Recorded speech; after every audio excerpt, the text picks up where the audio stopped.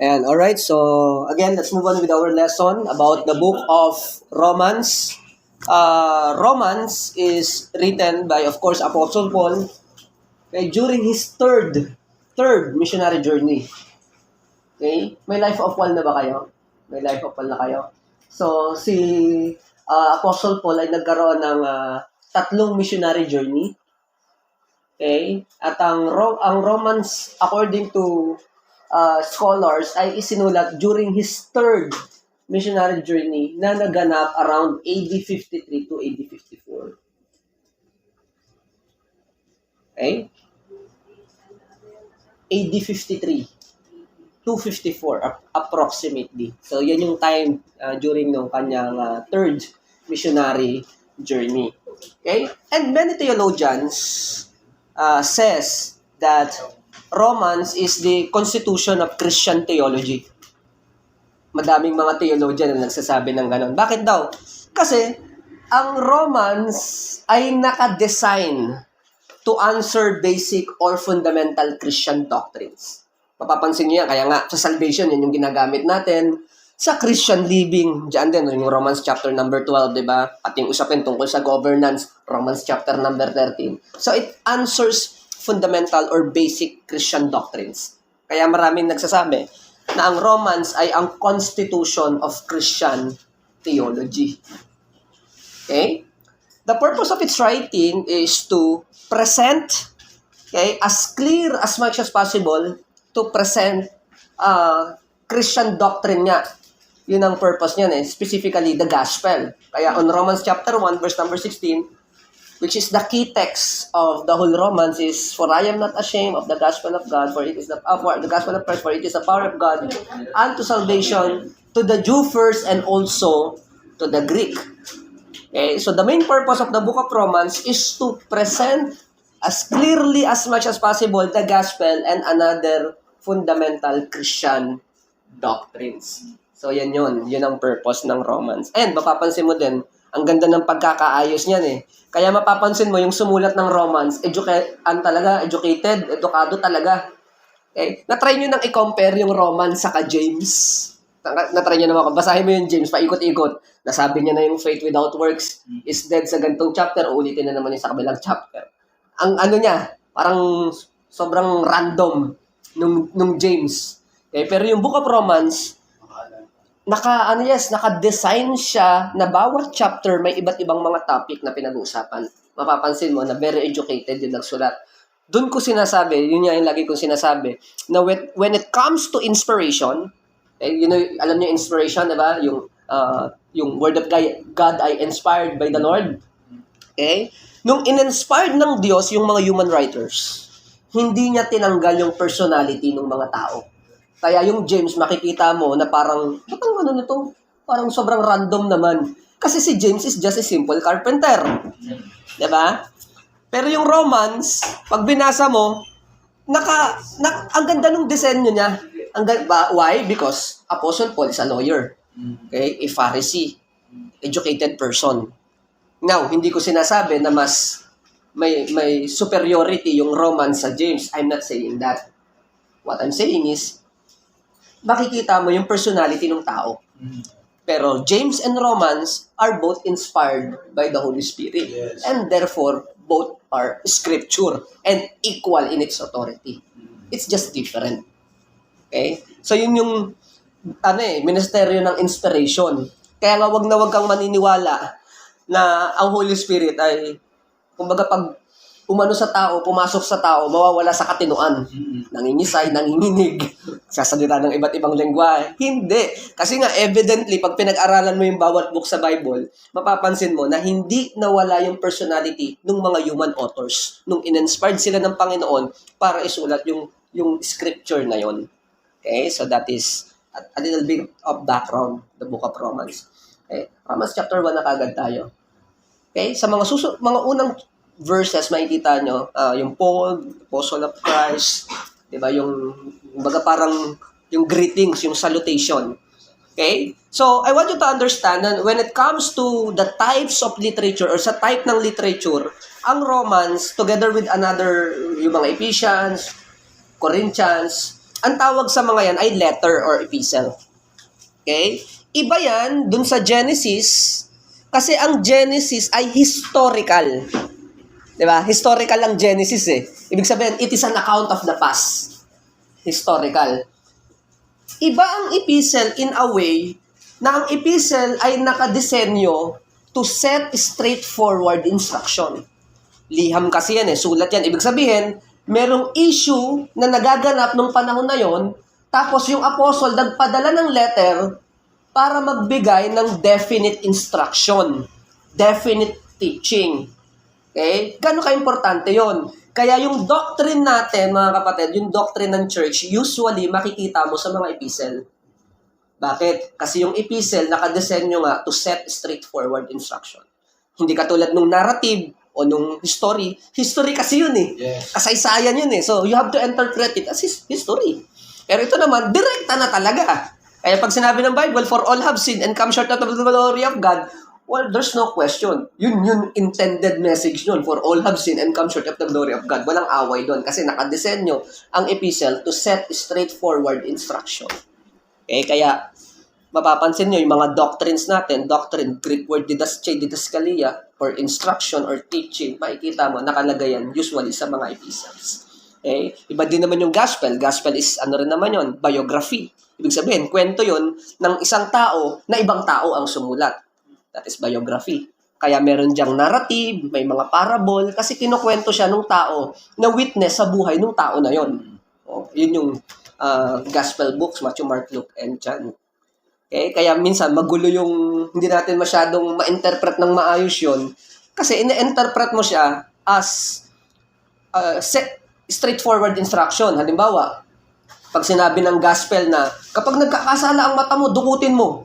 So, mga tao i-interpret na yun na straightforward instruction, which is hindi yun, hindi siya naka-design para doon. It is a narrative.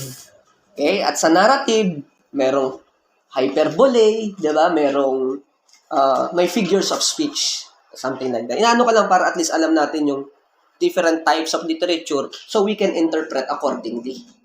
Okay? So when it comes to the book of Romans, makikita nyo sa mga unang mga verses, Paul, the apostle of Jesus, okay? Makikita nyo yung regular salutation. Kasi nga, it is a letter eh. Di ba? Pag may letter nga tayo, Dear Principal, pinapaalam ko sa'yo. So that is a normal greeting or salutation. O yung mga unang verses ng Romans, yun, salutation yun. Okay? Basahin ba na nga? At dyan nyo rin makikita yung purpose kung bakit niya isinulat yung liham.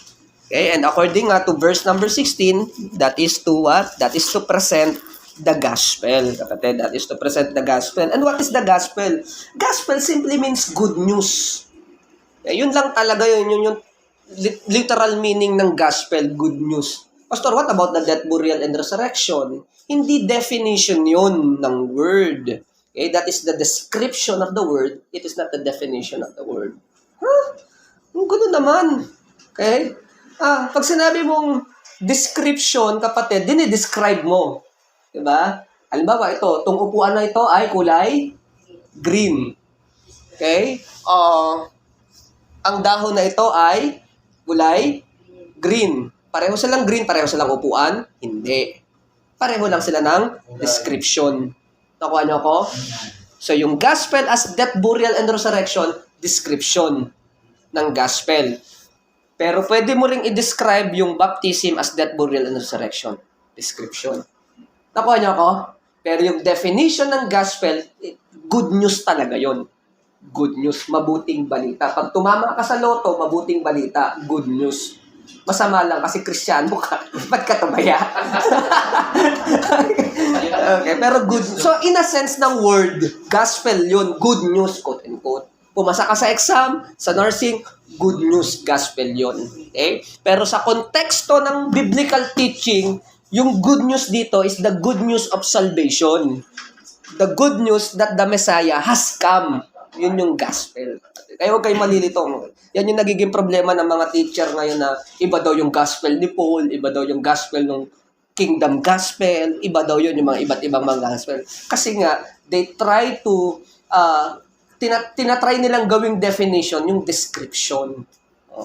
Okay? So when it comes to gospel, ang ibig sabihin lang talaga ng gospel, good news. In biblical context, the good news of salvation. The good news that the Messiah has already come. Yun lang talaga yun. Alright, so Romans, Apostle Paul, a servant of Jesus Christ, called to be an apostle, separated unto the gospel of God. Okay, which he had promised afore by his prophet in Holy Scripture concerning his Son Jesus Christ our Lord, which was made of the seed of David according to the flesh, and declared to be the Son of God with power according to Spirit, holiness by resurrection from the dead. Okay, by whom we received grace and apostleship for obedience to the faith among all nations for his name. So ito na mga kapatid, hanggang verse number 7, among whom ye are also called of Jesus Christ, to all that be in Rome, beloved of God, called to be saints, grace to you and peace from our God, Father, and the Lord Jesus Christ. So, magmula verse number 1 hanggang verse number 7, yan ay salutation or greetings. Okay, bahagi yan ng liham na tinatawag na salutation. At mapapansin ninyo, ito ay naka-address sa mga mananampalataya sa Rome. Okay, sa mananampalataya sa Rome. So, ang tanong, Pastor, isang daw po. Si Brother JM daw po hindi makapasok kasi daw po may sakit. kung nga uso, no? Pumunta yung nandiyan, sabihin daw po sa'yo.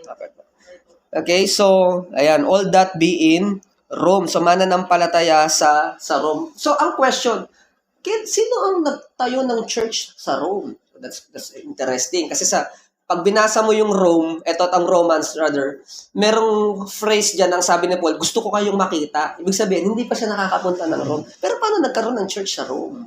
Yung question doon. Ang sagot dyan, matatagpuan mo sa Acts chapter number 2. Alam niyo naman yung nangyari sa Acts chapter 2, di ba? Yung Pentecost. Okay? Sa Pentecost, kapatid, may mga Jew na galing sa iba't ibang lugar, yun yung tinatawag na diaspora, yung mga Jew all around the world. Kaya tinawag na diaspora kasi scattered sila all around the known world, all around the Roman Empire. Tinatawag yun na diaspora.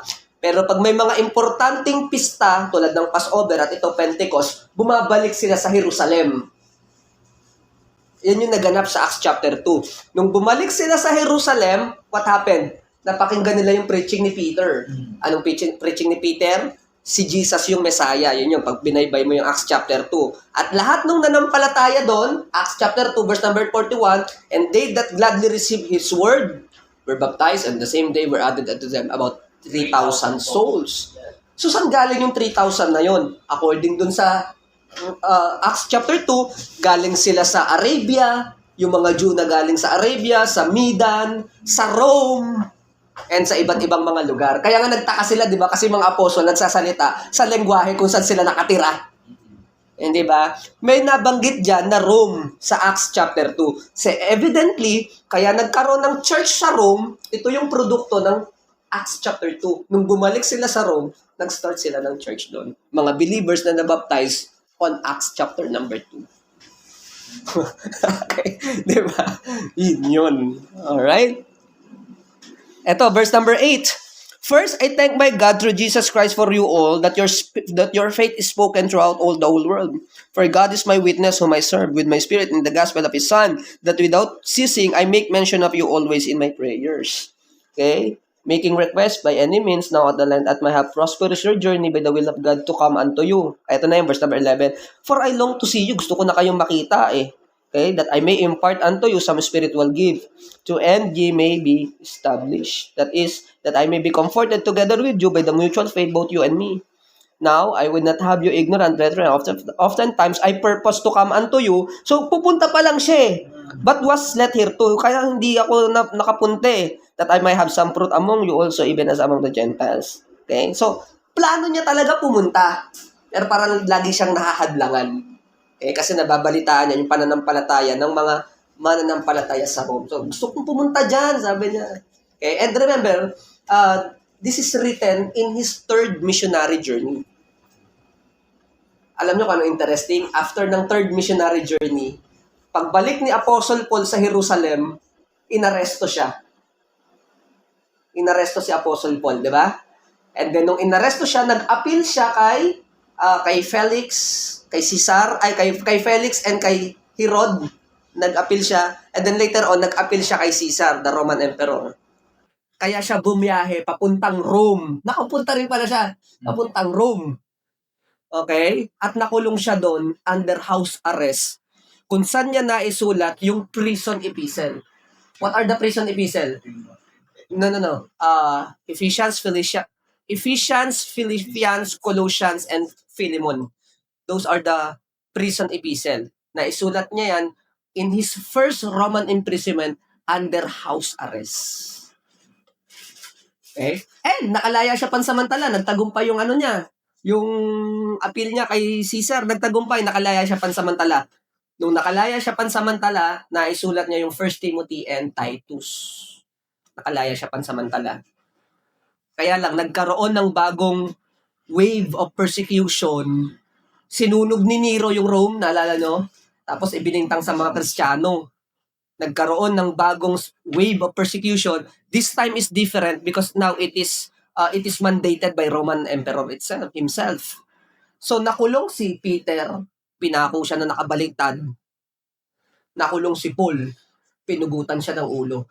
Pero bago siya mamatay, sinulat niya yung 2 Timothy. Okay, kaya nga nakalagay sa 2 Timothy, no, I am now ready to be offered, and my time of my departure is at hand. So yung 2 Timothy is also a prison epistle. However, yun na talaga yung last niya. Ano siya ng kamatayan. Pinabaybay natin yun. Verse number 14, I am debtor. May utang daw siya. That is moral obligation. I am a debtor. Both to the Greeks and to the barbarian, both to the wise and to the unwise. So, as much as in me, I am ready to preach the gospel to you that are in Rome also. So, ito yung purpose niya. For I am not ashamed of the gospel of Christ, for it's the power of God and salvation to everyone that believe.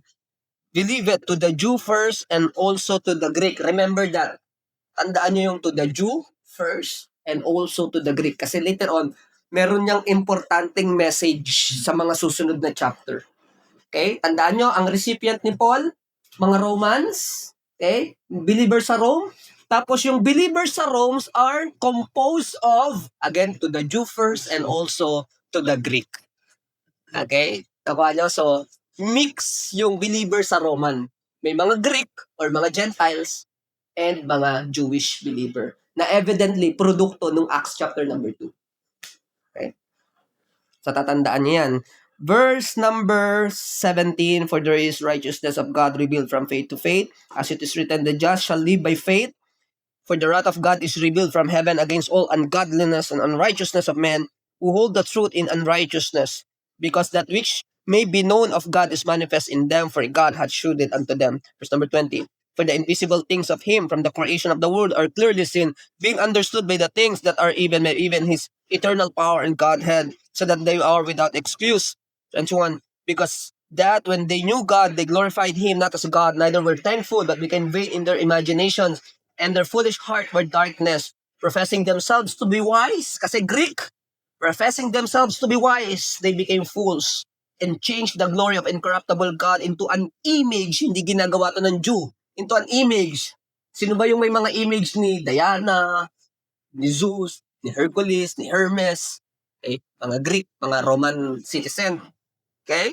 In the image like unto corruptible man, to birds, four-footed beasts, and creeping things, wherefore God also gave them up to uncleanliness through the lust of their own hearts, to dishonor their own bodies between themselves, who changed the truth of God into a lie, and worship and serve the Creator more than the Creator, who's blessed forever and amen. For this cause God gave them up into vile affection, kakaibang affection daw, for their women did change the natural use, this is homosexuality, for even their women did change the natural use, that which is against nature, and likewise also men, leaving the natural use of women, burned in their lust one toward another. Again, this homosexuality, usually ang nagpa-practice nito is mga Greek.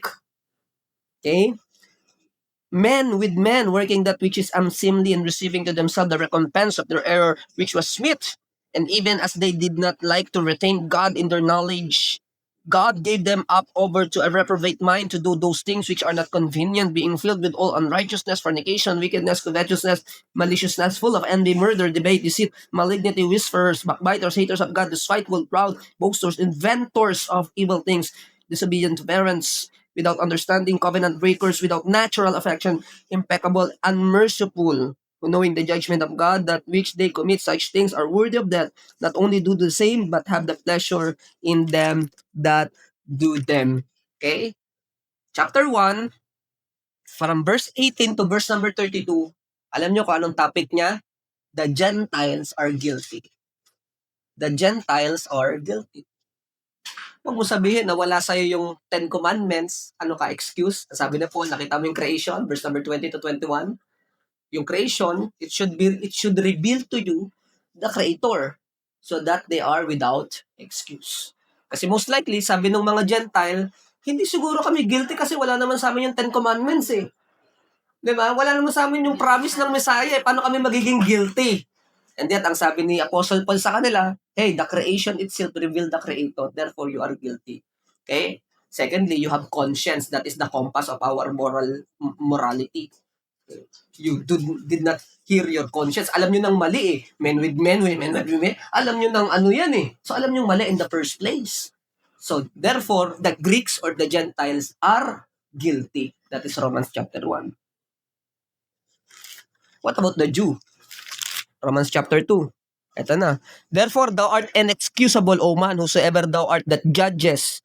Okay, so iba naman yung audience niya. Kasi Romans chapter 1 verse number 16, sino yung audience niya? Mix. To the Jew first and also the Greek. To the Greek. Mix yung audience niya eh. Diba? So, punta naman siya rito. Ikaw naman, alam mo, excusable ka. Therefore, thou art inexcusable, O man, whosoever thou art that judges. For therein thou judges another, thou condemnest thyself, for that judges doest the same. Pareho lang naman kayo. But we are sure that judgment of God is according to truth against them which commit such thing. Verse number 3, and thinkest thou this, O man, that judgest them which do such thing, and doest the same, that thou escape the judgment of God? Or despisest the riches of the goodness of forbearance and long-suffering, not knowing the goodness of God leadeth thee to repentance? But after thy hardness and impenitent heart, treasure up thyself wrath against the day of wrath and revelation of righteousness, judgment of God, who will render to every man according to his deed. To them who by patient continuance in well-doing seek for glory and honor and immortality, eternal life. But unto them that are contentious and do not obey the truth, but obey unrighteousness, indignation, and wrath, tribulation and anguish, everyone's soul that doeth evil, of the Jew first, and also of the Gentile. But glory and honor and peace to every man that worketh good, to the Jew first and also to the Gentile. For there is no respect of person with God. Ito na pinapaliwanag na niya. Kasi nga, ang audience niya, Greek and Jew. Okay? Greek and Jews. Okay? Verse number 12. For as many as have sinned without the law shall also perish without the law. So, hindi totoo na yung without the law, ligtas sa kasalanan. Hindi. You are also perish. Okay? And as many as have sinned in the law shall be judged by the law. For not the hearers of the law are before God, but the doers of the law shall be justified. Okay? Because this, verse number 14, for when the Gentiles, which have not the law, do by nature the things contained in the law, this having not the law, are law unto themselves, which should to the work of the law written in their hearts. So sinasabi yung mga Gentiles, wala sa inyo yung law, pero merong law written in your hearts. Okay? Yun yung sinasabi ko kanina. Verse number 15, which should the work of the law written in their heart, their conscience also bearing witness, and their thoughts mean while accusing one another in the day when God shall judge the secrets of men by Jesus Christ according to my gospel. Ito na. So sabi niya, mga Gentile, akala nyo excuse kayo kasi wala sa inyo yung law. Mali. May law kayo, nakasulat sa inyong puso. Alam nyo kung mali yung ginagawa nyo. Diba? Yun na. Paano naman yung mga Jew? Verse number 17, behold, thou art called a Jew, and rested in the law, and makest thy boast of God, mayabang ka pa, knowest his will, and approvest the things that are more excellent, being instructed out of the law. Art thou confident that thou art as a guide of the blind, a light of them which are in darkness, instructor of the foolish, a teacher of babes, which has formed that knowledge and truth in the law? Thou therefore which teachest another, teachest not thyself. Thou that preachest a man should not steal, dost thou steal? Thou that sayest a man should not commit adultery, dost thou commit adultery? Thou that abhorrest idol, dost thou commit sacrilege? Thou that makest thy boast of the law, through breaking the law dishonorest thou God.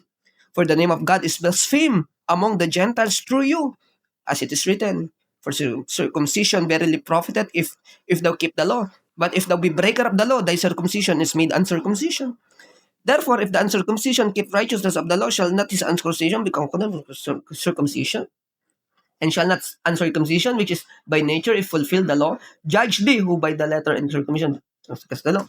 Verse number 28, for he is not a Jew, which outwardly, neither that circumcision, which is outward in the flesh, but he is a Jew, which inwardly, and circumcision, heart, the spirit, and in the letter, who praise is not men, but of God. So, tinutukoy niya sa chapter number 2. Number 1, di ba? The Gentiles are guilty. Chapter number 2, the Jews are guilty. The Gentiles are guilty kahit wala sa inyo yung law because you have the law written in your hearts. The Jews are guilty, mayabang pa kayo, nasa inyo yung law eh. Isa rin naman kayong pasaway. Sinusuway nyo rin naman yung law. Therefore, you are guilty in the sight of God. Kaya pagdating ng Romans chapter 3, what advantages then of the Jew? Anong advantage ng Jew? Malaki, sabi niya, kasi nasa inyo yung scripture eh. Pero kahit nasa inyo yung scripture, nagkasala kayo. Sabi niya. Okay? Kaya ang sagot dito on verse number 9, chapter 3, what then? Are we better than they? Mas magaling ba tayo kaysa sa mga hintil? Sabi niya sa verse number 9, chapter 3. Okay? No, in no way. Siyempre hindi. For we have proved both the Jews and Gentiles, they are all under sin. Ayan na. Okay? Nakuha niyo ko? So yung Jew daw sa ka-Gentile, pareho nagkasala. Yun yung pundasyon ng Romans chapter 3, verse number 10. For all have sinned. As it is written, there is none righteous, no, not one.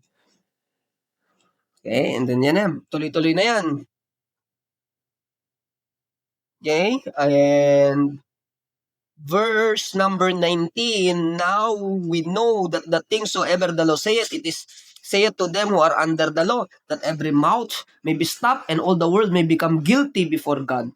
Therefore, by the deeds of the law, shall there no flesh be justified in his sight, for by law is the knowledge of sin. So sinasabi rito, yung law, hindi nakakapagligtas yun. Pero yung law, nagtuturo sa'yo kung anong tama at kung anong mali. Yun ang purpose ng law. Hindi nakakapagligtas ang law. Kaya nandiyan ang law para ang kasalanan magmukhang kasalanan. So that we can see the exceeding sinfulness of sin. Kaya may law. Okay? Hindi nakakapagligtas ang law. Tinuturo lang sa'yo ng law. Ito, masama ito kaya-aya sa mata ng Panginoon. Kaya naman, verse number 21, but now the righteousness of God without the law is manifested, being witnessed by the law and the prophets, even the righteousness of God, which is by faith of Jesus Christ unto all upon them which we believe. For there is no difference, whether you are Jew or you are Gentile, there is no difference. Okay? And then verse number 23, for all have sinned and come short of the glory of God. So nakukuha niyo ako? Chapter 1, the Gentiles are guilty. Chapter 2, the Jews are guilty. Chapter 3, everybody is guilty. Okay? So, dito sa first part ng Romans, ang tinuturo ni Apostle Pablo ay hamartiology, the doctrine of sin. Tama niya ko? Ang ganda nung niya, ang ganda nung pagkakalay daw niya nung mga topic. Matalino kasi talaga tong tao na to eh. Galing. Nagtuturo siya ng doctrine of sin, hamartiology, from chapter 1 to chapter 3. Okay, kala mo nasa iyo pa yung law wala ka rin ligtas. At ikaw naman ang nagsasabing, hindi, siguro ignorant kami kasi wala sa amin yun. Hindi, guilty ka rin. Sabi niya. However, on verse number 24, so everybody is sinner in the sight of God, everybody is guilty in the sight of God, for there is no difference. Wala naman tayong kinaibahan. So kung wala tayong kinaiba o pagkakaiba, pati yung way ng kaligtasan, wala rin pinagkaiba.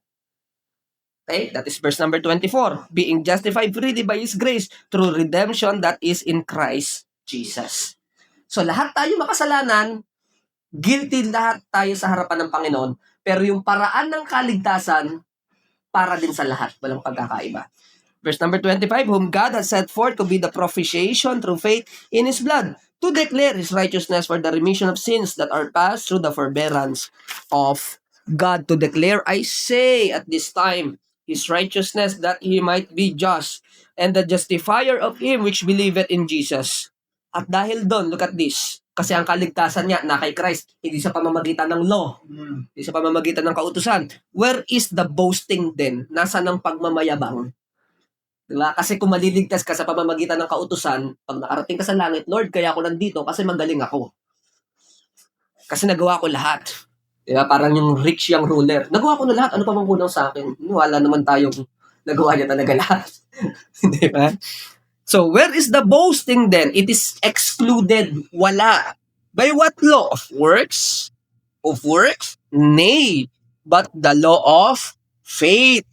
Verse number 28, therefore we conclude that a man is justified by faith without the deeds of the law. Ito, very interesting. Verse number 29. Is he the God of the Jews only? Is he not also of the Gentiles? Yes, of the Gentiles also. Saying it is one God which shall justify the circumcision by faith and uncircumcision through faith. Do we then make void the law through faith? God forbid. Yea, we establish the law. Okay? Sa parehong pananampalataya naliligtas yung mga circumcision. The word circumcision there is a figurative word for Jew. Ay parehong pananampalataya rin naman na makapagliligtas sa mga uncircumcision. The word uncircumcision there is a figurative word for Gentiles. So it's the same faith. Kasi ang kaligtasan wala sa law, kundi na kay Kristo. Kung universal ang pangangailangan ng kaligtasan, universal din ang paraan ng kaligtasan na kay Kristo. So, kung lahat tayo nagkasala, ang kaligtasan ay para din sa lahat. Yan ang pinupunto ng Romans, contextually speaking. Ito yung ganda ng exposition, kapatid. Hindi ka talaga maliligaw dito kayo mga nagsasabi na, ganito lang yan, pinili ng Diyos. Hindi, kasi sila nagbasa lang ng isang verse eh. Ang binasa natin, context. Yeah. Nawa niyo ako? Yun yung beauty ng expository. Yun ang beauty. Sabi ko sa inyo, ang cure for false doctrine is proper interpretation. Yun ang cure. Magagamot mo yung false doctrine, proper interpretation. There is no other way. Exegetical way of study, Bible study. Doon mo magagamot ang false doctrine. Okay? Now, verse number 4. Verse number 31. Yun yung tanong niya, di ba? This is a, tawag dito, yung tanong na alam mo naman yung sagot. Ang tawag dito? Letter R, nagsisimula. No. Letter R, nagsisimula. Yung question na, kalimutan ko. Do we then make void the law through faith? God forbid. Ibig sabihin ng God forbid, no to the highest level. Yun ang ibig sabihin ng God forbid. Kasi sa Tagalog, wag ipahintulot ng Diyos. Parang nakikiusap pa, di ba? Pag sinabi mong God forbid, no, definitely not. Not in a million, yun ang ibig sabihin. No to the highest level. Yun ang ibig sabihin ng God forbid. Okay? Ibig sabihin, extremely no. There is no chance whatsoever. Yun ang ibig sabihin ng God forbid. Okay? Sa Tagalog kasi parang nakikiusap eh. Wag nawang ipahintulot ng Diyos. Ibig sabihin nun, hindi pwede, hindi kailanman, walang posibilidad na mangyari yan. Yun ang ibig sabihin ng God forbid. Okay? And on contrary, hindi natin vinovoid ang law. We establish the law. Yun ang sabi niya. Tandaan niyo yung phrase na yon, we establish the law. Bakit? Importante yon sa susunod na chapter. Okay? Chapter 4. What shall we say then that Abraham, our father, as pertaining to the faith, hath found? Okay? For Abraham were justified by work, he hath wherefore to glory, but not before God. For what saith the scripture, Abraham believed God, and it was counted to him as righteousness. Okay, so, ito na nga. Anong sinasabi ng law? We establish the law. Hindi nyo ba narinig nung unang panahon? Anong sabi? Diba? Sabi ng Bible, sabi niya, Abraham believed in God and counted to him as righteousness. Diba? Verse number 4, now to him that worketh is not reward, not reckoned of grace, but of debt. But to him that worketh not, that he believeth on him that justifieth the ungodly, his faith is counted for righteousness. Verse number 6, hindi lang daw si Abraham, even as David, pati nga si David, also describeth the blessedness of a man unto whom God imputed righteousness without works, saying, blessed are they, those iniquities are forgiven, and whose sins are covered. Blessed is the man to whom the Lord will not impute sin. Cometh this blessedness then upon the circumcision only? So tinatanong niya sa verse number 9, ito bang pagpapala na ito? Yung imputation of righteousness na nangyari kay Abraham at kay David? Tinatanong niya sa verse number 9, rhetorical question. Yung tanong na alam mo naman yung sagot. Rhetorical question. Okay, okay, verse number 9. Cometh this blessedness upon the circumcision only? So yung pagpapala ba na yon? yung imputation ng righteousness na nangyari kay Abraham at kay David ay para lang sa mga circumcision only? Para lang ba yun sa mga Jew? Or upon uncircumcision also? O para din sa mga Gentiles? For we say that faith reckoned to Abraham for righteousness. Eh, di ba sinasabi natin na yung katwiran na punta kay Abraham sa pamamagitan ng kanyang pananampalataya? Sabi niya, how is it then reckoned? Paano to napunta sa kanya? Yun ang question niya, di ba? Eh, paano napunta kay Abraham yung righteousness? Kailan to naibigay? Paano niya to natanggap? Yun. When he was when he was in circumcision, nung siya ba'y circumcised na? Okay? Or in uncircumcision, o siya hindi pa cut off? Diba yun ang tanong niya? Sinagot din niya rhetorical question. Not in circumcision, but in uncircumcision. Kaya yung sinasabi ko, when Abraham got saved, he is not a Jew. He is a Gentile. He was a Gentile when he got saved. Kaya nagkaroon ng circumcision bilang tanda nung kanyang covenant with God. Pero natanggap niya yung covenant, hindi pa siya cut off. So when he got saved, he was a Gentile. Mga kapatid. Kaya si Abraham yung perfect illustration ng justification by grace through faith for the Jews and Gentiles. Kasi although Abraham is the father of the Jew, but when he got saved, he was a Gentile. Nakuha nyo? Oh. Kaya si Gentile, kaya si Abraham, father of faith, hindi lang ng Jew, pati ng mga Gentiles. Kasi when he received the promise, he was a Gentile back then, in uncircumcision. Kaya verse number 11, and he received the sign of circumcision, a seal of righteousness of the faith, which he had yet being uncircumcised, that he might be the father of all them that believe, though they be not circumcised, that righteousness might be imputed unto them also, and the father of circumcision to them that are not uncircumcision only, but who also walk in the steps of that faith of our father Abraham, which he had being yet uncircumcised. For the promise that he should be the heir of the world was not to Abraham or to his seed through the law, but through the righteousness of faith. So, yung pangako, hindi naman niya nakuha yan sa pamamagitan ng kautusan, kundi sa pamamagitan ng pananampalataya. For if they which are of the law be heirs of faith, faith is made void, and the promise made of none effect, because the law worketh wrath, for there is no law, there is no transgression. Therefore, it is of faith, that it might be by grace, to the end, and the promise might be sure to all the seed, not that only which is of the law, but that is also faith of Abraham, who is the father of us all. Kaya si Abraham, hindi lang siya father ng mga Jew, father siya ng lahat ng nananampalataya. Nakano?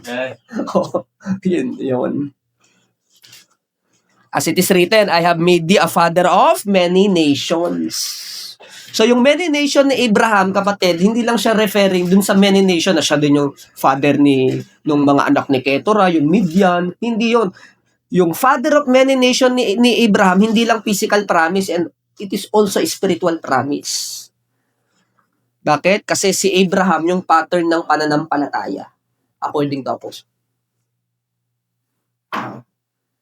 As it is written, I have made thee a father of many nations before him who also believe, even God who quickeneth the dead, and calleth those things which be not as though they were, who against hope believe in hope, that he might become the father of many nations, according that which is spoken, so shall thy seed be. And being not weak in faith, he considered not his own body now dead, when he was about 100 years old, neither yet the deadness of Sarah's womb. He staggered not at the promise of God through unbelief, but was strong in faith, giving glory to God, and being fully persuaded that what he had promised he was also able to perform. And therefore it was imputed to him for righteousness, for it was not written for his sake alone, that it was imputed to him, but for us also, to whom it shall be imputed, if we believe on him that raised up Jesus our Lord from the dead, who was delivered for our offenses, and was raised again for our justification. Okay? So, sinulat daw yung account ni Abraham, hindi lang para kay Abraham, kundi para sa atin, para manampalataya tayo dun sa pinaniniwalaan ni Abraham. Yun sabi niya. Galing, no? Ang sarap ng exposition, eh. Kaya hindi mo maano to kung ang basa mo, punta ka sa verse na to, talon ka sa kabila. Hindi ganun ang pag-aaral ng Bible. I do not encourage topical way of study. Kasi ang dami mong malalagpasan eh. Diba? Sabi ko nga, every doctrine is a topical study, even false doctrine. So, ang cure mo dyan, expository. Pag alam mo yung expository, gagamit ng mga verse yung mga yan, aalamin mo muna yung context ng verse. Okay? And that is the key for proper interpretation. Oh, chapter number 5. Pagdating sa chapter 5, no, mga kapatid, therefore being justified by faith, we have peace with God through our Lord Jesus Christ. Okay? Verse number 12, ito na yung contrast between Adam and Christ. Okay? Para saan pa rin yun? Illustration pa rin yun. Yung illustration pa rin yun ng justification by faith, by grace through faith without the deeds of the law. So yung chapter 5 is continual support yon dun sa main topic na justification by grace through faith without the deeds of the law. Yun pa rin yun. Inaano lang niya, ina-affirm, ina-strengthen lang niya yung position. Okay? Baybayin natin ha. Romans chapter 1, the Gentiles are guilty. Romans chapter 2, the Jews are guilty. Romans chapter 3, everybody's guilty. Romans chapter 4, justification by grace through faith without the deeds of the law. Bakit? Kasi if everyone is sinner in the sight of God, all of us are guilty. However, salvation is also for all. God is no respecter of person. Sin has no respecter of person. Therefore, salvation is also no respecter of person, whether you are Jew or Gentile. And to support that position, here is Abraham. Si Abraham nga eh. Gawa niyo ako? And to further support that, yung contrast between kay Adam and kay Christ. That is Romans chapter number 5. Okay? Kaya dito, paano yun? Ligtas na pala kami, sabi nila. Okay? Diba? Sabi nila, paano yun? Ligtas na kami. Chapter 6. Hindi na pala mahalaga ang law. Gagawa na lang ako ng masama. Diba? May ganung klaseng mentality. Sinasagot din yan ng Romans chapter 6. What shall we say then? Shall we continue in sin that grace may abound? Diba? Sagot din siya eh. Chapter 6 verse number 1. Shall we continue in sin that grace may abound? Diba? Kasi pagdating ng chapter 5, tinan mo to, verse number 20. Okay? Moreover, the law entered, but the offense might abound. But where sin abound, grace did much abound. Grace did much more abound. Look at the word. Much. Alam mo yung much? Thank you so much. Ibig sabihin marami. More. Alam mo yung more? Marami. Ano yung abound? Umaapaw. Bakit ang tatlong salita na ginamit? Nakakatawa, no? Much more abound. Sumasagana daw yung biyaya kapag umaano din ng kasalanan. Kaya pagdating sa chapter 6, edi magpatuloy na lang tayo sa pagkakasala para sumagana lalo ang biyaya. Ano sabi niya? God forbid. O ano ibig sabihin ng God forbid? No to the highest level. Of course not. Not in a million times. Never. Yun ang ibig sabihin ng God forbid. Okay? Bakit daw? How shall we that are dead to sin live any longer? So, chapter 6, kapatid. Diba? Chapter 1, 2, and 3, hamartiology. Doctrine of sin. Chapter 4 and 5, soteriology. Doctrine of salvation. Diba? Chapter 6, 7, and 8, Christian living yan. Ang foundation, ngayon ligtas ka na, sa pamamagitan ng pananampalataya kay Kristo Jesus at sumasagana ang biyaya kahit tayo nagkakasala, hindi magkasala na lang tayo, God forbid. Okay? Huwag mong isipin yun, mali yun. Bakit? Paano patay na tayo? Paano bang patay na nga tayo tapos buhay na naman tayo ulit? Nasabi niya. Okay? So that is chapter number 6. Okay, so pagdating ng chapter number 6, ipinapaliwanag niya yung baptism. Okay, baptism is a symbol. Sabi niya, chapter 6, makikita nyo. Baybayin niya lang yung mga verses. Baptism is a symbol. Anong sinisimbolo ng baptism? Death, burial, and resurrection. Nung nagpabaptize ka, sinasabi mo na namatay ka kasama ni Kristo. Bakit ikaw pa rin nabubuhay ngayon? Bakit sarili mo pa rin nabubuhay? Okay? So, ipinapaliwanag niya sa chapter 6 yung Christian living. na dapat si Kristo na ang namumuhay sa atin. At tandaan natin yung ibig sabihin ng baptism, ang ibig sabihin nun, namatay tayo kasama ni Kristo, at ngayong tayo nabuhay na muli na, ang nabubuhay sa atin ay si Kristo na. And that is Romans chapter number 6. Okay? Chapter number 7. Liberty yan. Liberty to the law. Liberty to the law. Number 6, victory over flesh. Okay? That is chapter 6. Chapter 7, what about the law? Victory over the law naman to. Or liberty over the law. Chapter number 7. So, ipinaliwanag niya yung purpose ng kautusan. Ayan na, sa chapter number 7. Okay? Ang kautusan, no, mga kapatid, ipinapakita lang niya kung ano yung ayaw ng Panginoon, pero hindi nakakapagligtas yan. Ang purpose ng kautusan para ituro tayo kay Kristo, yun ang sabi niya.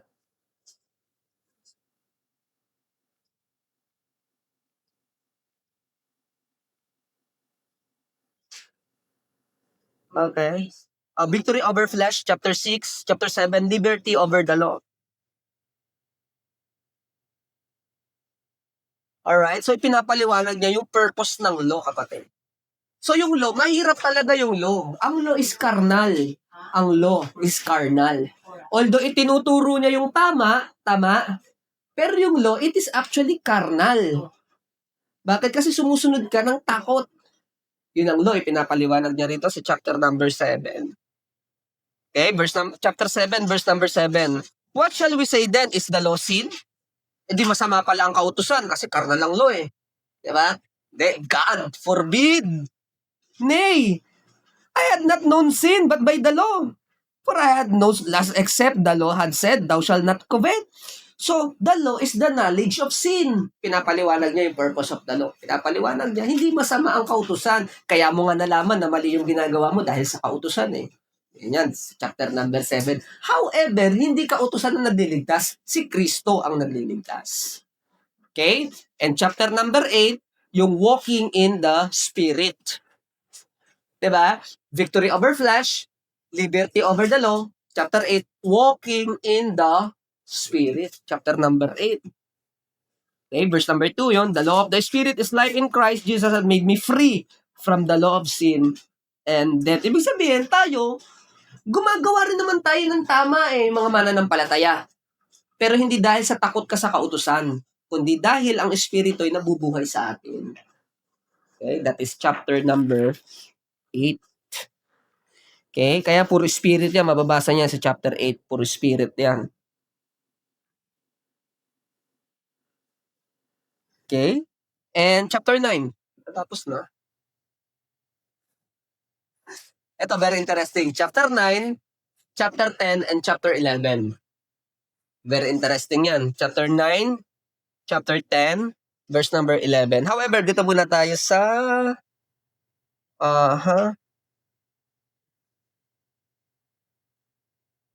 Kasi puro Spirit na to. Verse number 8. Verse number 28. Okay, and we know that all things work together for good to them that love God, to them who are called according to His purpose, for whom He did foreknew, He also did predestinate to be conformed to the image of His Son, that He might be the firstborn among many brethren. Moreover, whom He did predestinate, them He also called, and whom He also called, them He also justified, and whom He justified, them He also glorified. What shall we then say to these things? If God be for us, who will be against us? Okay? And He that spared not His own Son, but delivered Him up for us all, how shall He not with Him also freely give us all things? So, pinapaliwanag pa rin dito ng mga kapatid. Pinapaliwanag pa rin dito yung walking in the Spirit, at pinapaliwanag niya yung security and assurance of salvation. Okay? Who shall lay anything to the charge of God's elect? It is God that justifieth. Who is he that condemneth? It is Christ that died, yea, rather that is risen again, who is even in the right hand of God, who also maketh intercession for us. Verse number 35, who shall separate us from the love of Christ? Shall tribulation or distress, persecution, famine, nakedness, or peril, sword? As it is written, for thy sake we are killed all the day long. We are counted as sheep and slaughtered. Nay, in all these things we are more conquerors through him that he loved us. For I am persuaded that neither death, nor life, nor angels, nor principalities, nor powers, nor things present, nor things to come, nor height, nor depth, nor any other creature shall be able to separate us from the love of God which is in Christ Jesus our Lord. So it's all about assurance, sureness of salvation. Pastor, what about yung elect? Kaya na naman yung allergic na naman tayo, yung mga elect na yan. Okay? Pinag-uusapan lang dyan, no, mga kapatid. Okay? Alam nyo yung perspective sa mga bagay-bagay. Halimbawa, sa Bible, ang sabi nung isang writer, si Christ daw ipinako sa tree. Diba? Pero on another instance, ang sabi naman ng isang writer, si Christ daw ipinako sa cross. Sabi naman ng isang writer, si Christ daw ipinako sa pole, sa poste. Okay. Pastor, anong tama doon? Lahat yun tama, magkakaiba lang ng perspective. Tama niyo ako? Kasi kaya sinabi nung isa tree, kasi yung kahoy galing sa tree. Sabi nung isa cross, kasi nasa harapan siya. Sabi nung isa pole, kasi yung gilid yung nakita niya. Tama niyo ako? Lahat yun tama, magkakaiba lang ng perspective. Alam niyo yung mga away ngayon, kapatid? Okay? Sometimes, ang pinag-aawayan, hindi yung katotohanan, magkakaiba lang ng perspective. That's the problem. Okay? Kasi ang election, kapatid, perspective ng Diyos. Tama? Okay? Kasi ang Diyos, hindi siya bounded ng past, present, and future. Kita niya lahat. Kaya ang Diyos, may kakayahan siyang magsabi na ito elected. Tama? May kakayahan ng Diyos doon. Bakit? Kasi He's not bounded by time. Okay? Pero tayo bilang isang tao, kilala mo ba kung sino yung elected? Hindi. Tama? Kilala yun. Okay? Kaya mga kapatid, hindi contradict yung sovereignty sa soul winning. Hindi contradict yun. Magkaiba lang ng perspective. Pero parehong nasa Bible. Ang problem ganito, kapag sinabi mo na halimbawa, maliligtas naman yan kahit hindi na tayo mag-soul win. Mali yun kasi ang soul winning inuutos sa Bible. Magkakamali ka rin pag sinabi mo, hindi naman sovereign ng Diyos kasi kinakailangan, mali ka na rin kapag gano'n. Kasi both are in the scripture. Nakuha niyo ako? Yes. Kasi napag-aralan na rin naman natin sa Book of Romans. Kaya pagdating ng Romans chapter number 9, chapter 10 and chapter 11, sa usapin ng God's sovereignty, pag-uusapan dito sa chapter 9, 10, and 11, chapter 9, Israel's past, glorious past. Number 2, chapter 10, Israel present rejection of Jesus Christ. And number 11, Israel future restoration. Pag-uusapan dyan. Nakuha niyo? Okay. Ano number 9? Chapter 9, 10, and 11. Sa chapter 9, pag-uusapan yung past ng Israel, his glorious past. Chapter number 10, pag-uusapan yung kanyang present day rejection of Christ. And chapter 11, pag-uusapan yung kanyang future restoration. Bakit? Ang pino-point out ng apostle dyan, hey, God is sovereign. Okay? Sa usapin ng Israel. Bakit? Kasi nga, yung kanyang audience to the Jew first and also to the Greek. Okay? So, tanda natin. Chapter 9. I say the truth in Christ, I lie not. My conscience also bearing me witness in the Holy Ghost, that I have great heaviness and continual sorrow in my heart. Bakit kaya siya malungkot? For I could wish that myself were accursed from Christ for my brethren, my kinsmen according to the flesh. So sabi niya, sana, kung pwede lang, ako na lang, mawala na lang yung kaligtasan ko. Sabi niya ganon. Okay? Pero hindi naman ganon umiiral, di ba? Bakit daw? Who are Israelites? To whom pertaineth the adoption and glory, the covenant and the giving of the law, and the service of God and promises. Chapter 5 na tayo, verse 5 na tayo, chapter 9. Whose are the fathers, and whom as concerning the flesh Christ came, who is over all, God bless forever. Amen. Verse number 6. Not as though the word of God had taken none effect. Chapter 6 na tayo. For they are, verse number 6, chapter 9. For they are not all Israel which are Israel. So sinasabi ni Apostle Paul, hindi daw lahat ng Israel, Israel. Kasi iba doon, Israel lang sa laman. Pero hindi naman talaga nila kilala yung Diyos ng Israel. Okay? Yun ang ibig sabihin ng not all Israel are Israel. Ibig sabihin, Israel sila, bakit? Ipinanganak kasi sila sa lahi ni Jacob. Pero hindi naman talaga nila kilala yung Diyos ni Jacob. Yung Diyos ng Israel. So not all Israel are Israel. Sabi nila yun. Neither because they are seed of Abraham are they or children, but in Isaac shall thy seed be called. So hindi rin dahil anak sila ni Abraham, diba, anak na talaga sila. Bakit? Kasi nga, anak sila sa physical, oo. Pero hindi sa pananampalataya. Sabi niya. Okay?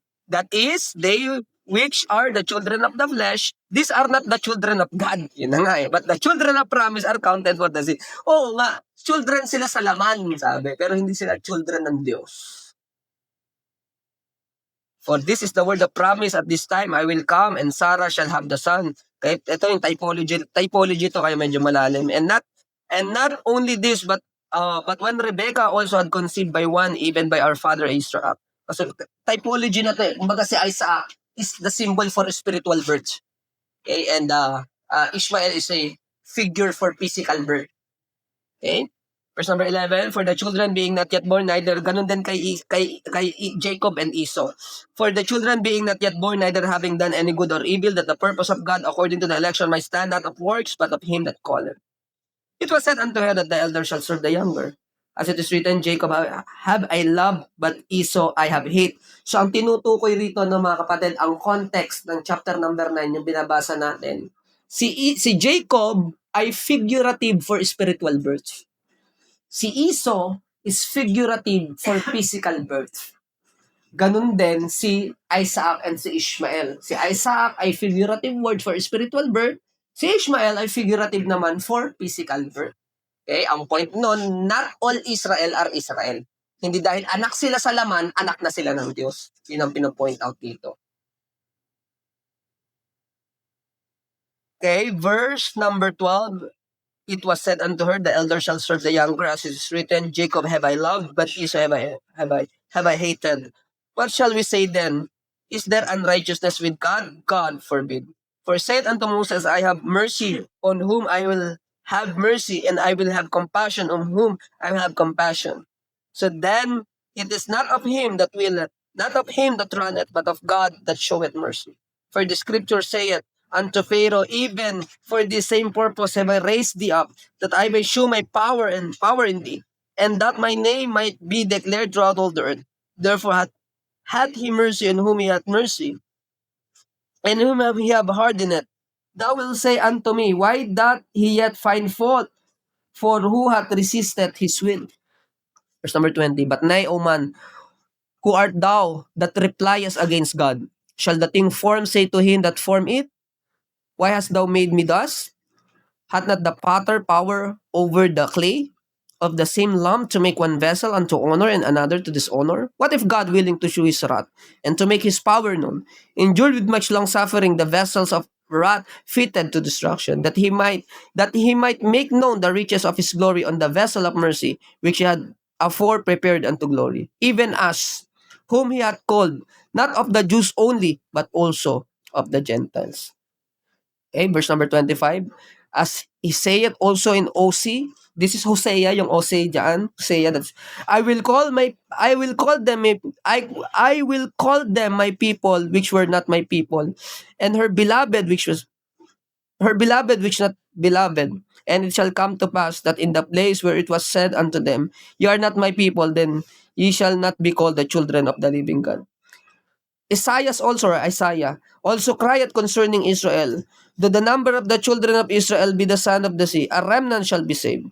For he will finish the work and cut it short in righteousness, because a short work will the Lord make upon the earth. And Isaiah said before, except the Lord of Sabaoth or Sabbath hath left us a seed, we shall be as Sodoma, and been like unto Gomorrah. What shall we say then? That the Gentiles which followed not after righteousness have attained righteousness, even the righteousness which is of faith. But Israel which followed after the law of righteousness hath not attained to the law of righteousness. Wherefore? Because they sought it not by faith, but as it were the work of the law, for they stumbled as the stumbling stone. As it is written, Behold, I lay in Zion stumbling stone, the rock of offense, and whosoever believeth on him shall not be ashamed. Okay? So, ipinapaliwanag dito, kapatid, sa chapter number 9 ng Israel. Pinapaliwanag niya. Okay? Nasa sovereignty daw ng Diyos, in the first place, kasama ang Gentiles sa plan of salvation. Pinaliwanag niya. Naalala niyo yung sinabi ni Isaiah? Naalala niyo yung sinabi ni Hosea, ni Hosea, na darating ang panahon yung hindi ko tao, tatawagin kong my people. At yung hindi ko tinatawag na beloved, my beloved. So according to Apostle Paul, according to God's sovereignty, the Gentiles is always included in the plan of salvation. Yan ang pinapaliwanag niya rito. At hindi lahat ng mga Hudyo, hindi lahat ng mga Israelite ay anak ng Diyos. Bakit? Kasi hindi nila hinanap ang Diyos sa pananampalataya. Bagkus hinanap nila ang Diyos sa sarili nilang pamamaraan o katwiran. Kaya ang sabi niya on verse number 33, as it is written, Behold, I lay in Zion a stumbling stone and a rock of offense, and whosoever believeth in him shall not be ashamed. Sabi niya, maglalagay ako ng bato sa Zion. Para sa ilan, nakakatumba yun, nakakatalisod, stumbling block. Pero sa iba, napakatibay na pundasyon. That is Romans chapter. So as you can see, no, mga kapatid, pero pag binasa to ng iba, ang ikokot, kita mo na, elected tayo sa salvation. Nakita nyo? Pero nung binasa natin, ang pinag-uusapan, yung Gentile world, according to God's sovereignty, in the first place, kasama sa plan of salvation. Kita mo na, sabi ni Isaiah at sabi ni Hosea. Okay, bakit? Kasi by faith. Nakuha nyo? Diba yung sinasabi? Kasi by faith. Ayan o, verse number 32. Bakit yung mga Israelite, tinanggihan sila? Kasi hindi nila hinanap by faith. Pero pag nagkamali ka, kumuha ka lang ng isang verse dyan, i-enter ka, kita mo na, elected to salvation. Only to find out, pag binasa mo yung context, ang pinag-uusapan dyan is yung inclusion ng Gentile world into salvation na in the first place, kasali talaga sila. Okay, chapter, nasaan na tayo? Chapter 9 yun, no? Chapter 10.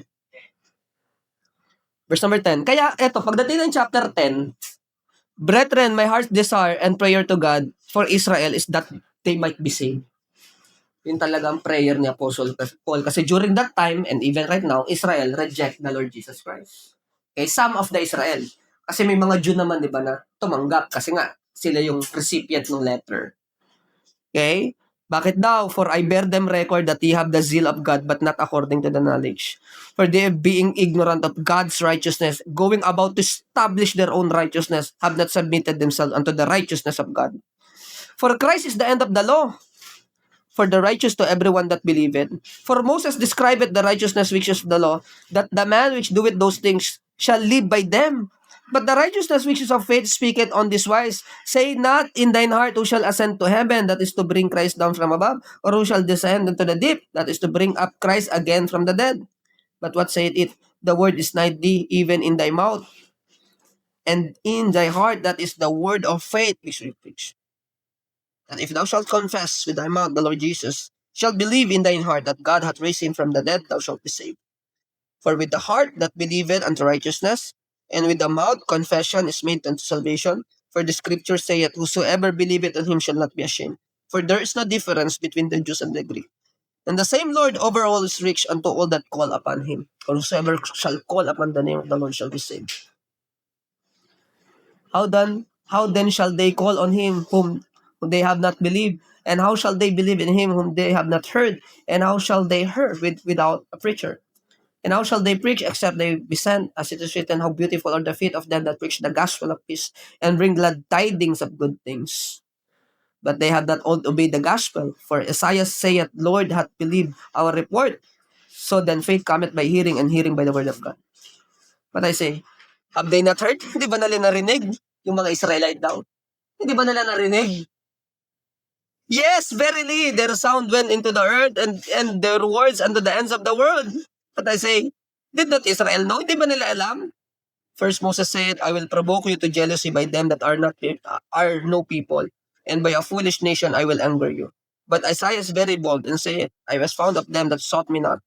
I was made manifest unto them that asked after me. But to Israel he saith all the day long, I have stretched forth my hands unto a disobedient and gainsaying people. Yung sabi ng chapter 10, ang gusto ko talaga maligtas yung mga Israelite. Pero, tinanggihan nila ang Diyos. Okay? Sabi nila, kasi in-establish nila yung sarili nilang righteousness.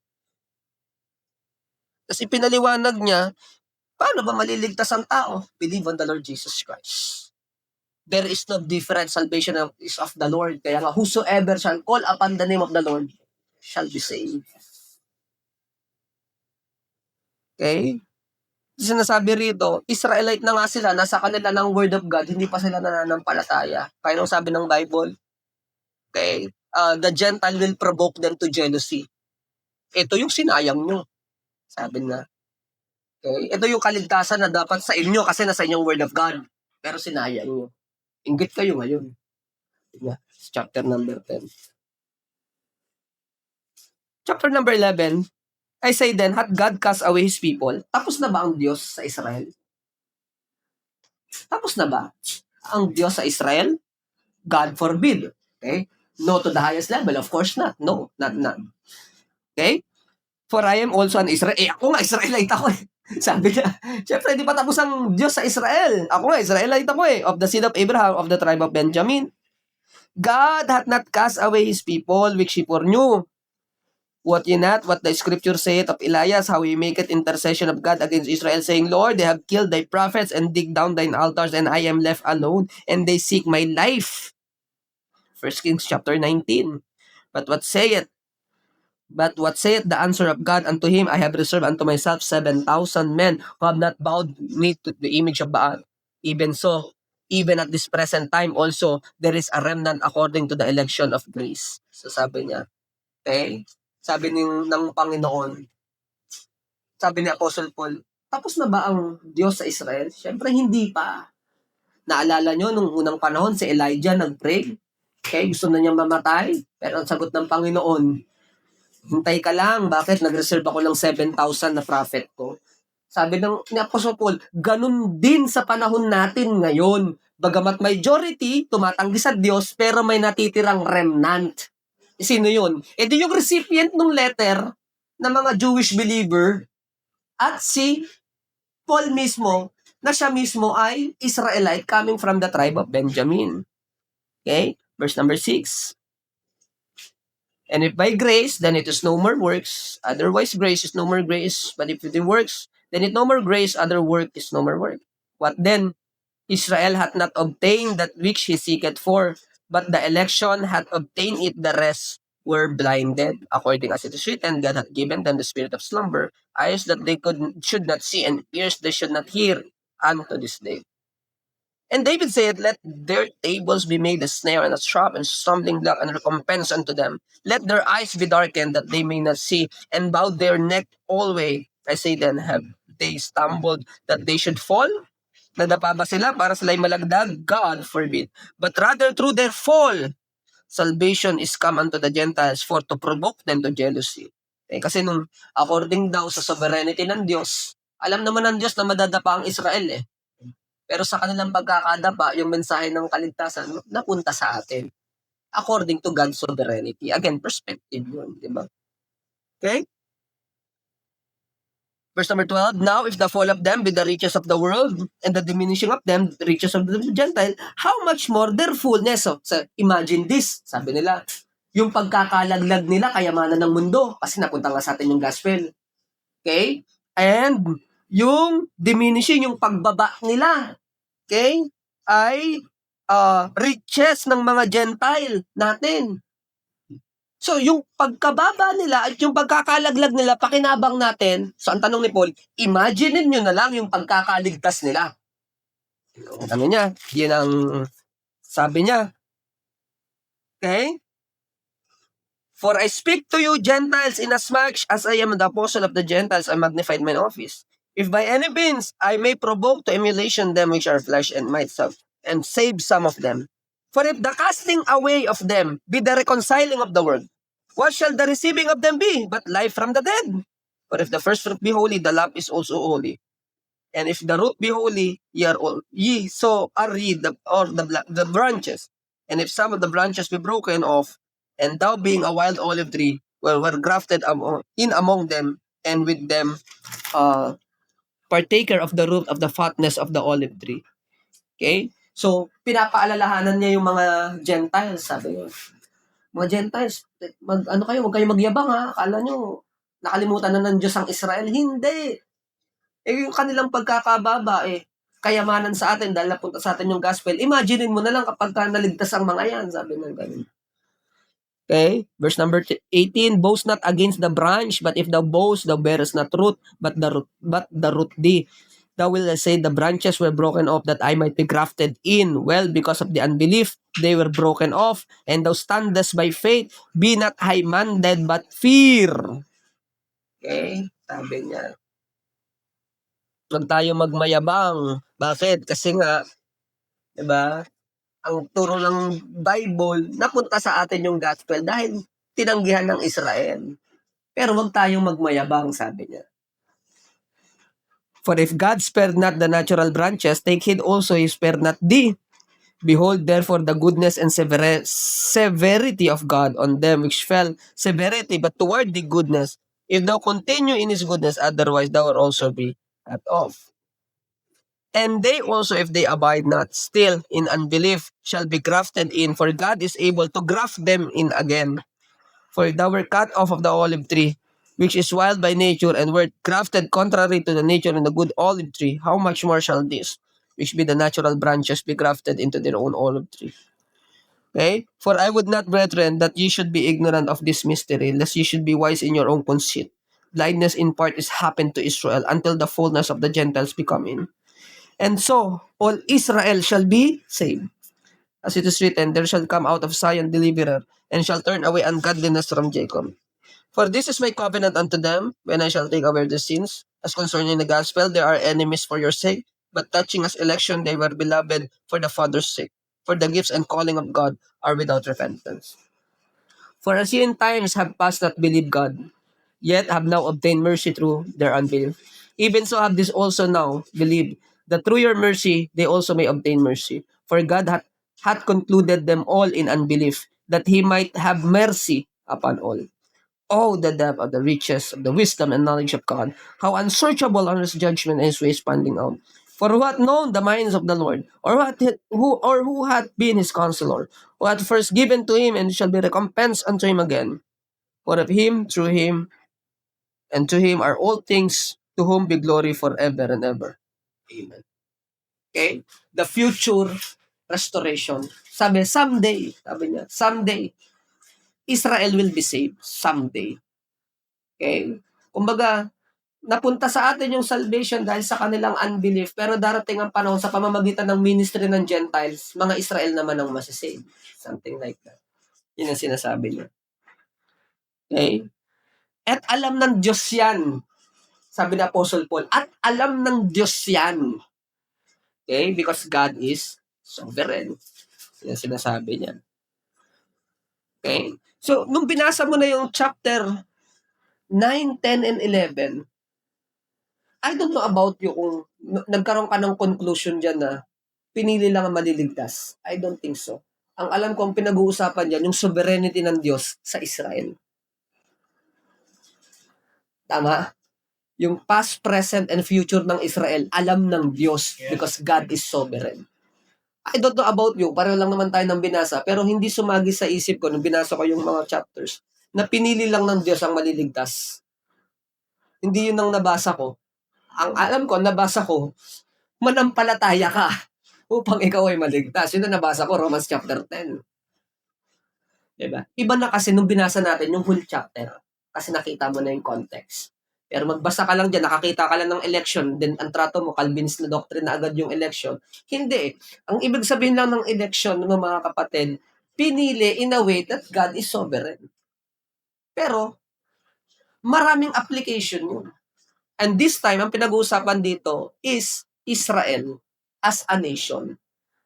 Na God knows and may plano ang Diyos sa Israel in His sovereignty. Okay? Ayun. Okay? So, from chapter 1 to chapter number 11, verse number 32. Pinutol pa yun. Hindi nilang kinumpleto yung buong chapter 11. From chapter 1 to chapter 11, verse number 32. It's all about doctrine. Napansin nyo? Doctrine of sin, doctrine of salvation, doctrine of Christian living, Israel. Lahat yung teaching, explanation. Okay? Taka nyo? Pero pagdating ng verse number 33, up to verse number 36, that's worship. That is doxology. Doxology. Worship.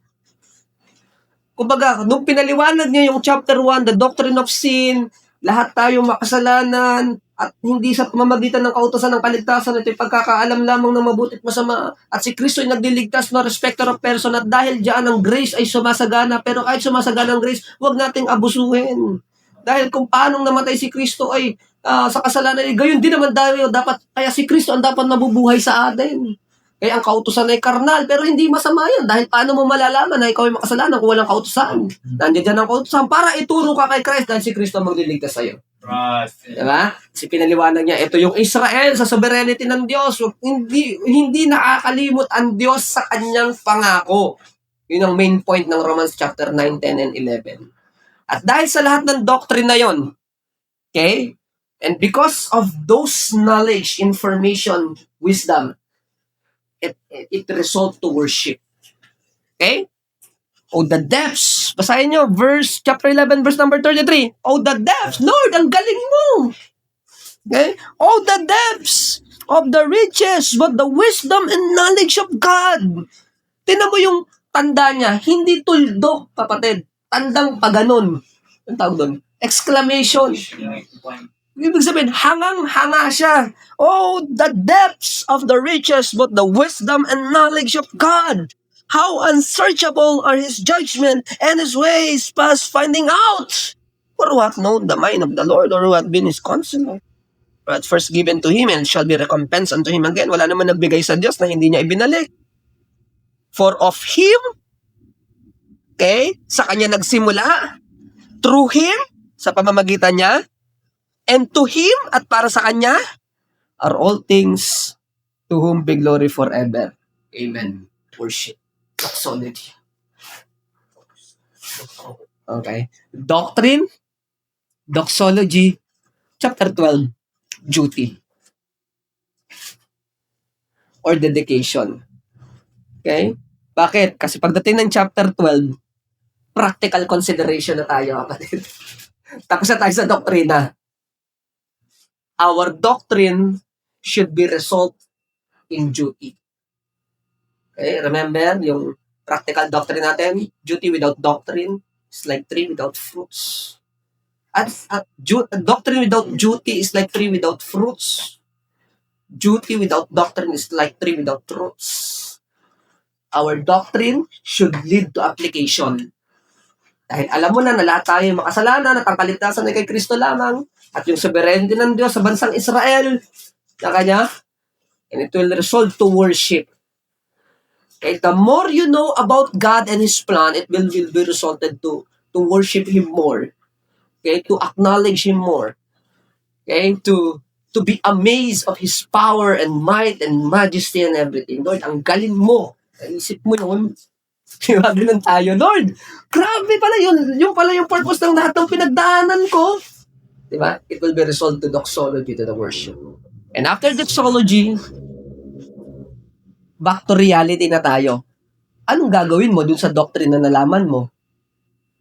Hindi i-apply natin sa buhay natin. That is Romans chapter number 12. Okay? I beseech you, therefore, again, the word therefore is a conclusion. It's a conclusion mark, di ba?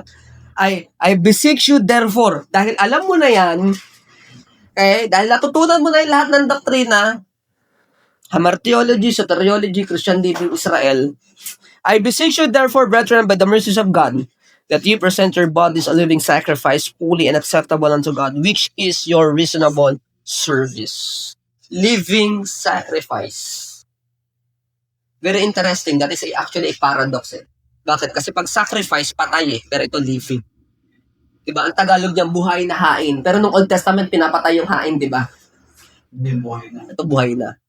It is actually a paradoxical truth. A living sacrifice, holy and acceptable unto God, which is your reasonable service. Nung unang panahon, nung nag-alay si Noah, what happened? A sweet savor unto the Lord, umakit sa langit at tuwan-tuwa ang Panginoon. Ibig sabihin, it is a message of acceptance. It is yung sweet savor unto the Lord. It's an expression of acceptance. Sa atin ngayon, reasonable service. If we present our bodies as a living sacrifice. Verse number 2. And be not conformed unto this world, but be transformed by the renewing of your mind, that you may prove what is that good and acceptable and perfect will of God. Okay? Romans chapter 12, verse number 1 to 2, relationship with God. Our relationship with God. Romans chapter 12, verse 1 to 2. Verse number 3. Up to verse number 16. Okay? Verse number 3 to verse number 16, our relationship with our fellow brethren.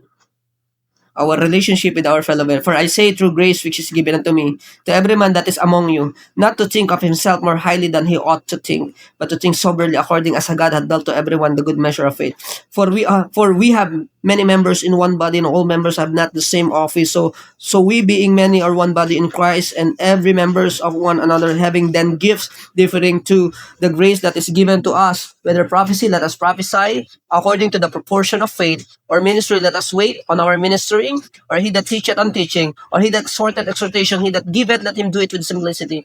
He that ruleth with diligence, he that showeth mercy with cheerfulness. Let love be without dissimulation. Abhor that which is evil, cleave to that which is good. Be kindly affection one to another with brotherly love, in honor preferring one another, not slothful in business, hindi tamad, fervent in spirit, serving the Lord, rejoicing in hope, patient in tribulation, continuing instant in prayer, distributing to the necessity of the faith, giving hospitality, bless them which persecute you, bless and curse not, rejoice with them that do rejoice, and weep with them that weep. Be of the same mind one to one another, mind not high things, be condescend to men of low estate, be not wise in your own conceit. Our relationship with our fellow brethren.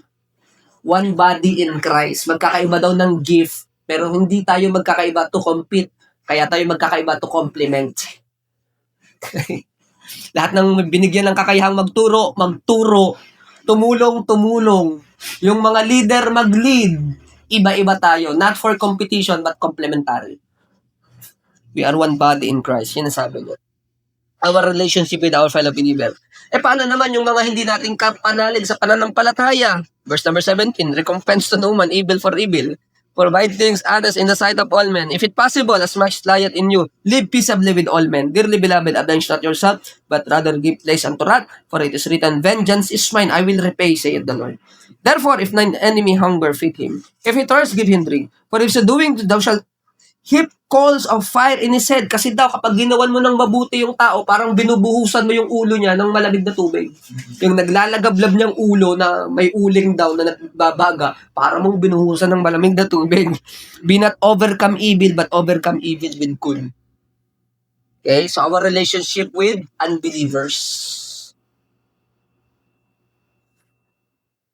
Chapter 13. Our relationship with our government. Very practical na yan, chapter 13. Our relationship with our government. Ano daw? Let every soul be subject unto the higher power. Sumunod ka sa gobyerno.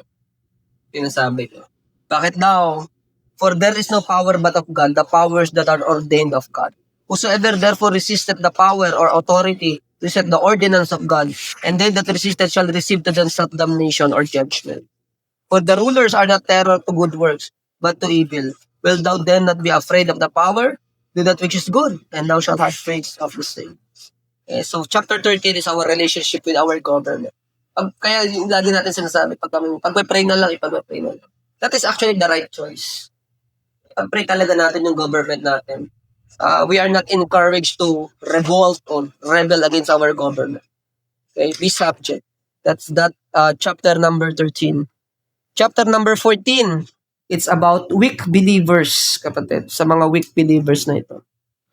Okay, sabi nito, chapter 14, verse number 1, him that is weak in the faith receive ye, but not to doubtful disputation. For one believeth that, ito na yung pagkain nga nung, sa piyesta. Ayun na. Okay? Siyempre, sabi diyan, alam naman natin kung ano yung totoo. Sabi, wala naman sa atin yan. Pero for the sake ng mga weak, kung alam mong makaka-offend ka, mag-ingat-ingat ka rin yung sinasabi. Okay? That is chapter number 14. Kaya verse number 17, no? Tinan mo, for the kingdom of God is not meat and drink, but righteousness and peace and joy. So, kasi ang kingdom of God, hindi naman tungkol sa karne yan. Yan natin. So, actually, hindi siya importante, sinasabi na Apostle Paul, hindi siya importante yung kakain ka sa piyesta. Hindi siya mahalaga, actually. Hindi siya big deal. Ang big deal, kung makakatisod ka sa mga mahihinang mananampalataya, yun ang big deal. Yun na, may nagtanong sa akin, Pastor, bawal po ba sa New Testament yung dugo? Eh, sinagot ko, historically speaking. Sabi ko, in the Old Testament, malinaw, bawal talaga. Bakit? Kasi civil ang law kasi sa Old Testament, hindi lang siya moral law, meron din yang ceremonial law at meron din yang civil law. Yung di pagkain ng dugo doon, civil law yung batasyon, law of the land, constitution yun. Okay, so bawal talaga. Sa New Testament, sabi ko, pagdating in the book of Acts, sabi ng mga apostol, nung nagsisimula yung church, pinagbawalan nila yung Gentiles na kumain ng dugo. Pero ang konteksto kako nun ay nagkakaroon pa lang ng transition. Okay? No, pero pagdating kay Timothy, yung established na yung church, sinabi ni Apostle Paul na wala naman yan eh. Okay? Basta ipag-pray mo. Oh, yun na nakalagay sa Timothy. Yun yung time na ang church ay established na yung doctrine. So, ang sagot sa tanong na yan, kung pwede bang kumain ng dugo, yes, kung pwedeng kumain ng dugo, hindi lang siya recommended. That's oh. So, pwedeng kumain ng dugo, ulitin ko, hindi lang siya recommended. Yun. Nakuha niyo ko? Oh. And, nung pinag-uusapan na natin to sa Romans, ang kingdom of God, hindi naman tungkol sa pagkain. Hindi siya big deal. Nakuha niyo? Diba? Kasi kung isang verse lang ang babasahin mo dyan at hindi mo yun yung konteksto, yung historical setup din. Importante kasi yun. Okay. Pagdating dito sa Romans, ang kingdom of God, hindi yan tungkol sa pagkain. Pero ang isipin mo, kung makakatisod ka sa mga mahinang mananampalataya. Ganun siya. Ganun. Okay? Chapter 14, verse number 17. Weak believers. Okay? Chapter 15. Chapter 15, unity. Ayun, verse number 7. Chapter 15, verse number 7. Wherefore, receive you one another as Christ also received us, the glory of God. Okay? Unity of the believers. Chapter number 15. And chapter number 16, ayan, pamamaalam, Paul's farewell, babayu, yung listahan ng mga taong nakatulong sa kanya, chapter 16. Yun na yun, ba? Tapos, ang Book of Romans. Bilang sila itong kasunod. Yun na? Ano ang sabi? Unity. Chapter 16 po, 15, unity of the believers, chapter 15. Farewell. Farewell. Bye-bye. Yung 14, natapos ka na yun? Ano daw yung 14? Nakalimutan ko na. Ano ay hindi nga? Weak believers. Tapos, di ba, ang ganda ng pagka-expository, ang pag-aaral mo ng salita ng Diyos, hindi ka basta-basta maliligaw.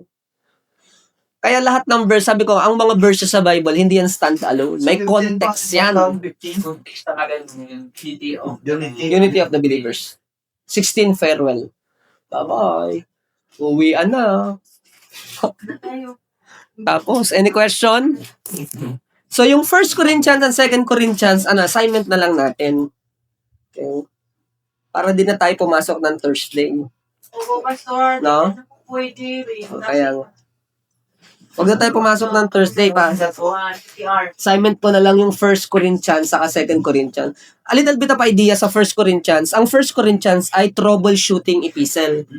Ibig sabihin ng troubleshooting, may inaayos. Ano yung inaayos? May division sa church. Sino sabi sa inyo? Sabi nung sa inyo, I am of Apollos, I am of Paul, I am of Cephas. May division sa church. So, ina-address ni Paul yun. Kaya niya ipinadala yung letter, yung First Corinthians. Ano-ano pa yung issue? Problem of immorality. Bakit? Sa chapter 5, yung asawa ng tatay niya, inaasawa niya. Yes, nangyayari yun nung unang panahon. Mas malala pa sa chapter number 5. Kaya pagdating ng mga chapter 6, tapos yung Lord's Supper, binababoy nila yung Lord's Supper, ginagawa nilang party. So, isa rin yun sa issue. So, yun ang 1 Corinthians, no?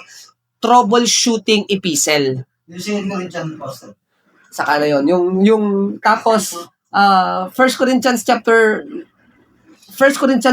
12, inaabuso nila yung mga spiritual gifts. Nagyayabangan sila ngayon. So pagdating ng chapter 12, ipinapaliwanag, iba-iba tayo ng spiritual gifts, pero lahat yan galing sa Espiritu ng Diyos.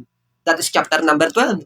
And pagdating ng chapter 13, yung pinaka-importanting gifts sa lahat, charity, Greek word agape, yung love, yun ang pinaka-importanting gift sa lahat. So yun ang 1 Corinthians, kapatid.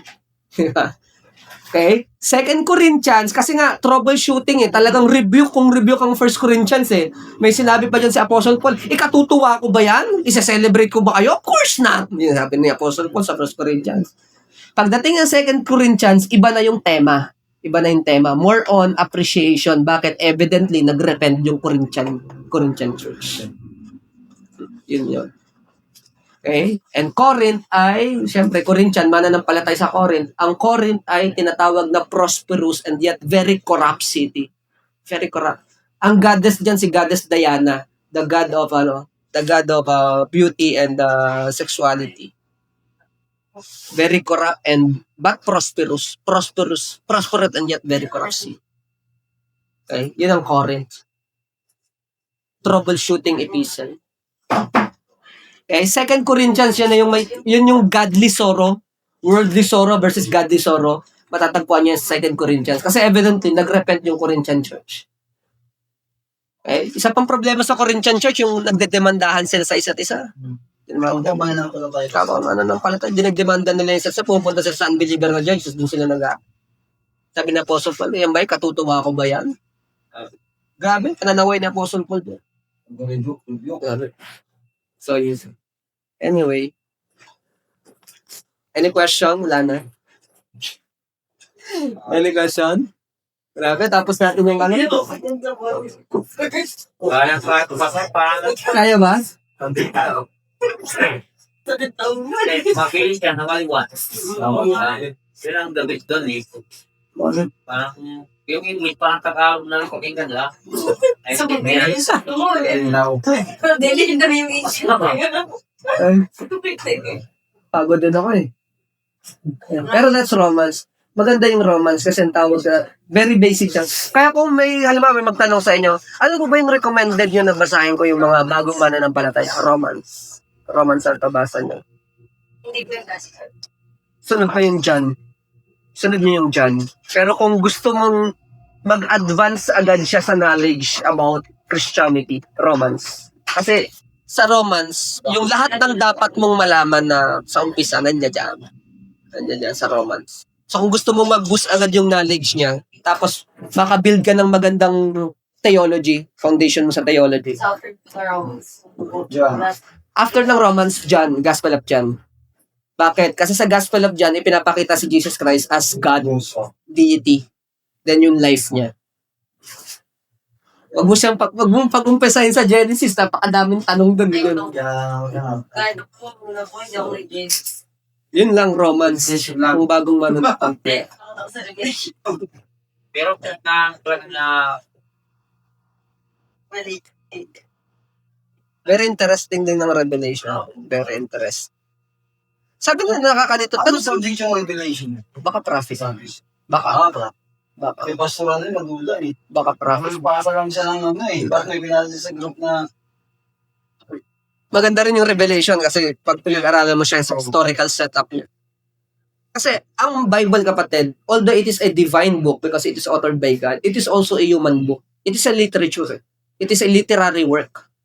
So, pwede mo rin siyang i-interpret as literary, pero alam mo na it is authored by God. So, ma-appreciate. Anyway, wala na. Okay, thank you.